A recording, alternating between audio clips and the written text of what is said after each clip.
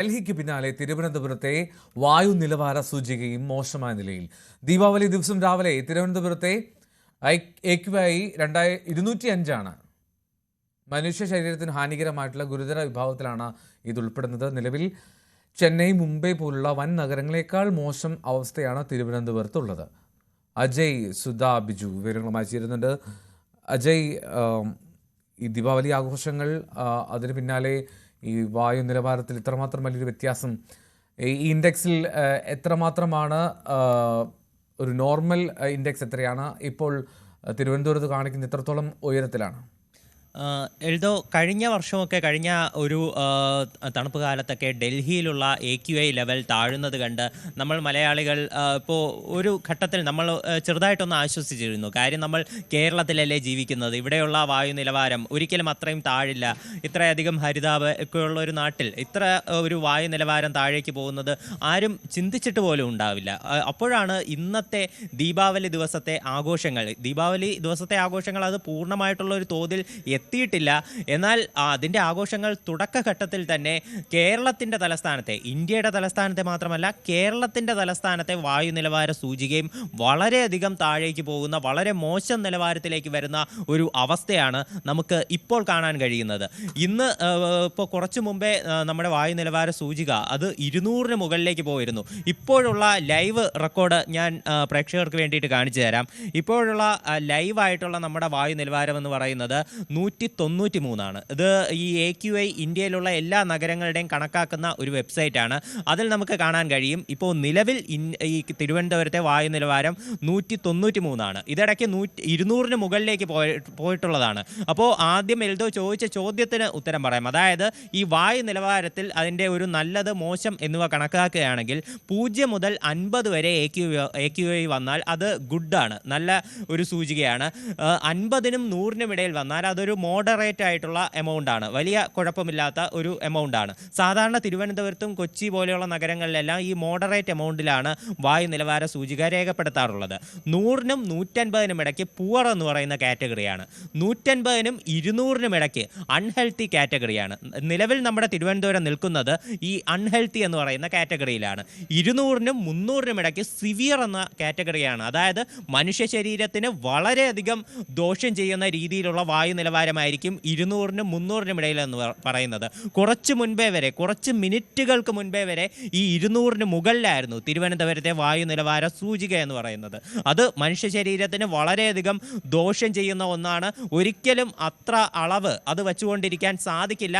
അത് മാത്രമല്ല, ഇതിൽ ശ്രദ്ധിക്കേണ്ട ഒരു കാര്യം, PM 2.5-ൻ്റെ അളവ് അതും വളരെയധികം കൂടുതലാണ് തിരുവനന്തപുരത്ത്. PM 2.5-ൻ്റെ അളവ് 115. അതും വളരെയധികം ഒരു ശ്രദ്ധിക്കേണ്ട കാര്യമാണ്. അതായത് PM 2.5 എന്ന് പറഞ്ഞാൽ പൊടിപടലത്തിൻ്റെ ഒരു സൈസിൻ്റെ അളവാണ്. സാധാരണ പടലങ്ങൾ, വലിയ പൊടിപടലങ്ങൾ, അതായത് PM 10 പോലെയുള്ള പാർട്ടിക്കിൾസ് അത് മനുഷ്യ ശരീരത്തിൻ്റെ ഉള്ളിലേക്ക് നമ്മൾ ശ്വസിക്കുമ്പോൾ ശ്വാസകോശത്തിനകത്തേക്ക് പോയി അത് നമ്മുടെ ശരീരത്തിനുള്ളിലേക്ക് പ്രവേശിക്കുന്നുവെങ്കിലും അത് നമ്മൾ തിരിച്ച് ബ്രീത്ത് ഔട്ട് ചെയ്യുമ്പോൾ അത് പുറത്തേക്ക് പോകാറാണ് പതിവ്. എന്നാൽ ഈ PM 2.5 എന്ന് പറയുന്നത് അത് നമ്മൾ ശ്വസിക്കുമ്പോൾ നമ്മുടെ ശ്വാസകോശത്തിനുള്ളിൽ പറ്റിപ്പിടിക്കുകയാണ് ചെയ്യുന്നത്. ഇത് ഗുരുതരമായിട്ടുള്ള ശാരീരിക പ്രശ്നങ്ങൾ ഉണ്ടാക്കുന്ന ഒന്നാണ് PM 2.5-ൻ്റെ കണികകൾ എന്ന് പറയുന്നത്. അത് നിലവിൽ തിരുവനന്തപുരത്ത് 115. ഇതിൻ്റെ ഒരു ലെവൽ കൂടി നമുക്ക് പരിശോധിക്കാം. PM 2.5 എന്ന് പറയുന്നത് അൺഹെൽത്തി കാറ്റഗറിയിലാണ്. നിങ്ങൾക്ക് പ്രേക്ഷകർക്ക് ആ വെബ്സൈറ്റിൽ തന്നെ കാണാവുന്നതാണ്. അൺഹെൽത്തി കാറ്റഗറിയിലാണ് ഈ PM 2.5-ൻ്റെ അളവ് തിരുവനന്തപുരത്ത് വരുന്നത്. അതുപോലെ തന്നെ നമുക്കിപ്പോൾ തിരുവനന്തപുരത്തെ ഇത് മാത്രമല്ല, നമുക്കിത് ഇന്ത്യയിലെ മറ്റ് മെട്രോ നഗരങ്ങളുമായിട്ട് ഒന്ന് താരതമ്യപ്പെടുത്തി നോക്കാം. അതിൻ്റെ ലൈവ് സൂചികയും നമുക്ക് ഇവിടെ തന്നെ കാണാൻ സാധിക്കും. നിലവിൽ ഡൽഹിയിലുള്ള അളവ് അത് കഴിഞ്ഞ ദിവസത്തെ പോലെ തന്നെ അത് പതിവിലും കൂടുതലാണ്. 280 ഡൽഹിയിലെ ഒരു കണക്കെന്ന് പറയുന്നത്, ഈ AQIയുടെ കണക്കെന്ന് പറയുന്നത്. മുംബൈയിൽ 189. അതും ചെന്നൈയിൽ 127. ചെന്നൈയെക്കാളുമൊക്കെ വളരെയധികം മുകളിലാണ് ഇപ്പോൾ നിലവിൽ തിരുവനന്തപുരത്തിൻ്റെ ഒരു സൂചിക നോക്കുകയാണെങ്കിൽ നിൽക്കുന്നത്. 193 തിരുവനന്തപുരത്ത് ഈർപ്പത്തിന്റെ അളവെന്ന് പറയുന്നത്. മുംബൈക്ക് 189 മാത്രമേ ഉള്ളൂ. അതായത് തിരുവനന്തപുരത്തിനേക്കാൾ താഴെയാണ് മുംബൈയുടെ അളവ് നിൽക്കുന്നത്. ചെന്നൈയുടെ AQIന്റെ അളവ് 127 പൂനെയുടെ അളവ് 175 ഹൈദരാബാദ് വെറും 80 മാത്രമേ ഉള്ളൂ. അതും കൊൽക്കത്ത 132 അഹമ്മദാബാദ് 166 ഇതാണ് ഇന്ത്യയിലെ മറ്റ് മെട്രോ നഗരങ്ങളുടെ കണക്ക്. മറ്റ് ഡൽഹി ഒഴിച്ച് മറ്റ് ഒരു മെട്രോ നഗരവും തിരുവനന്തപുരത്തിൻ്റെ അത്ര AQI നിലവാരം താഴേക്ക് പോകുന്ന ഒരവസ്ഥയും അവിടങ്ങളിലൊന്നും ഉണ്ടായിട്ടില്ല. ഇനി നമുക്ക് കേരളത്തിലുള്ള മറ്റൊരു വലിയ നഗരമായിട്ടുള്ള കൊച്ചിയുടെ അവസ്ഥ അതും പ്രേക്ഷകർക്ക് വേണ്ടിയിട്ടൊന്ന് പങ്കുവയ്ക്കാം. കൊച്ചിയുടെ കണക്കും നമുക്കിവിടെ ലൈവായിട്ട് കാണാൻ സാധിക്കും. കൊച്ചിയുടെ കണക്ക് നിലവിൽ 86. അതായത് മോഡറേറ്റ് ആയിട്ടുള്ള ഒരു നിലവാരത്തിലാണ് കൊച്ചിയിലെ AQIൻ്റെ അളവ് നിലവിലുള്ളത്. അതും ഒരിക്കലും ഗുരുതരമായിട്ടുള്ള ഒരു അളവിലേക്ക് പോയിട്ടില്ല. അതും ശ്രദ്ധിക്കേണ്ട ഒരു കാര്യം, കേരളത്തിൻ്റെ ആവറേജ് ആയിട്ടുള്ള AQI ഒരു വായു നിലവാരത്തിനേക്കാൾ 1.3 ബിലോയാണ്, 1.3 മടങ്ങ് ബിലോയാണ് കൊച്ചിയിലെ ഒരു അളവ് വരുന്നത്. എന്നാൽ തിരുവനന്തപുരത്തിൻ്റെ ഒരു കണക്ക് നോക്കുകയാണെങ്കിൽ അത് ഞെട്ടിക്കുന്ന ഒരു മാറ്റം തന്നെയാണ് ഈ ദീപാവലി ദിവസം രാവിലെ ഉണ്ടായത്. കേരളത്തിൻ്റെ നോർമലായിട്ടുള്ള ശരാശരി നിലവാരത്തിനെ 1.6 ഇരട്ടിയാണ് തിരുവനന്തപുരത്തിൻ്റെ ഒരു നിലവാരം എന്ന് പറയുന്നത്. അതും നമുക്കിവിടെ ലൈവായിട്ട് തന്നെ കാണാൻ സാധിക്കും. ഇത്രയധികം മോശമായിട്ടുള്ള ഒരു അവസ്ഥയിൽ ദീപാവലി ദിവസം രാവിലത്തെ കണക്ക് പോയി എന്നുള്ളതാണ് ശ്രദ്ധേയം. അതും നമ്മൾ മറ്റൊരു കാര്യം ശ്രദ്ധിക്കണം, ഇത് ഒരു ഘട്ടത്തിൽ ഈ 193 200 ഒക്കെ പറഞ്ഞത് ഇന്ന് രാവിലത്തെ കണക്കാണ്. ഇത് കുറച്ച് മണിക്കൂറുകൾക്ക് മുൻപ് ഇന്നലെ രാത്രി ഇന്ന് പുലർച്ചെ 1 മണിയോടെ ഇത് 265 എന്ന് പറയുന്ന നിലയിലേക്ക് എത്തിയതാണ്. പ്രേക്ഷകർക്ക് ഈ വെബ്സൈറ്റിൽ തന്നെ കാണാൻ സാധിക്കും. 265 എന്ന് പറയുന്ന ഹയസ്റ്റ് നിലവാരത്തിലേക്ക് തിരുവനന്തപുരത്തിൻ്റെ AQI അത്ര മുകളിലേക്ക് പോയിരുന്നു. ഇന്നലെയാണ് ദീപാവലി ആഘോഷങ്ങളുടെ ഭാഗമായി ഈ പടക്കമൊക്കെ പൊട്ടിച്ചു തുടങ്ങിയത്. അതിൻ്റെ മാറ്റവും ഈ ഗ്രാഫിൽ പ്രേക്ഷകർക്ക് കാണാൻ സാധിക്കും. 19-ാം തീയതി പുലർച്ചെ 11 മണിക്ക് തിരുവനന്തപുരത്തിൻ്റെ AQI എന്ന് പറഞ്ഞാൽ വെറും 51 ആയിരുന്നു. അതായത് വളരെ ഹെൽത്തി ആയിട്ടുള്ള ഒരു നിലവാരത്തിലായിരുന്നു തിരുവനന്തപുരത്തിൻ്റെ AQI ഇന്നലെ രാവിലെ 11 മണിക്കുണ്ടായിരുന്നത്. അതിനുശേഷം അതിൻ്റെ ഒരു വർധനവ് പ്രേക്ഷകർക്ക് ഇതിൽ തന്നെ കാണാൻ സാധിക്കും. അത് കൂടുന്നു. അത് കഴിഞ്ഞ് വൈകുന്നേരമായപ്പോൾ 7 മണിക്ക് ശേഷം പിന്നെ അത് താഴേക്ക് വന്നിട്ടില്ല.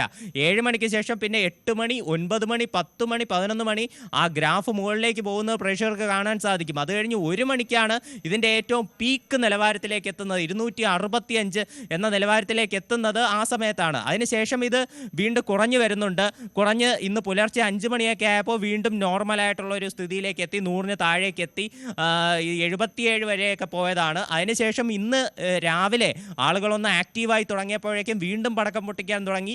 അപ്പോഴേക്കും ഈ വായു നിലവാര സൂചിക അത് വീണ്ടും മോശമായിട്ട് ഇപ്പോൾ അത് വീണ്ടും ഉയർന്നുകൊണ്ടിരിക്കുന്ന ഒരു കാഴ്ചയാണ് കാണാൻ സാധിക്കുന്നത്. നിലവിൽ 193 അത് ഇനിയും മോശമാകാനുള്ള സാധ്യതയുണ്ട്. ഇന്ന് രാത്രിയോടെ ഇത് വളരെയധികം ഒരു മോശം അവസ്ഥയിലെത്താനുള്ള എല്ലാ സാധ്യതയും കാണുന്നു. ഇന്നാണ് ദീപാവലിയുടെ ഏറ്റവും പീക്കായിട്ടുള്ള ദിവസം. ഇന്നാണ് എല്ലാവരും വളരെ ആക്റ്റീവായിട്ട് പടക്കം പൊട്ടിക്കാനും അതുപോലെ തന്നെ മറ്റ് ഫയർ വർക്സുകളും എല്ലാം തുടങ്ങുന്നത്.